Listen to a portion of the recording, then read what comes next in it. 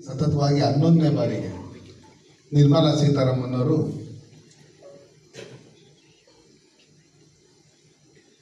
Budget ಅನ್ನು ಮಂಡನೆ ಮಾಡಿರ್ತಕ್ಕಂಥದ್ದು.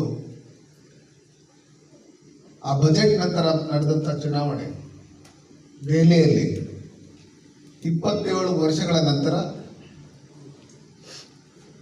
ಮತ್ತೆ ಬಿಜೆಪಿ ಸರ್ಕಾರ ಅಧಿಕಾರಕ್ಕೆ ಬಂದಿರೋದು ನೋಡಿದಂಥ ಸಂದರ್ಭದಲ್ಲಿ ಏನು ಸನ್ಮಾನ್ಯ ನರೇಂದ್ರ ಮೋದಿಜಿಯವರು ಮತ್ತೆ ನಿರ್ಮಲಾ ಸೀತಾರಾಮನ್ ಅವರು ಫೈನಾನ್ಸ್ ಮಿನಿಸ್ಟರ್ ಬಜೆಟ್ನ ಮಂಡನೆ ಮಾಡಿದ್ರು. ಅದು ಮಧ್ಯಮ ವರ್ಗದವರಿಗೆ ಏನು ಸುಮಾರು 12,75,000ವರೆಗೂ ತೆರಿಗೆ ವಿನಾಯಿತಿ ಘೋಷಣೆ ಮಾಡಿದರು.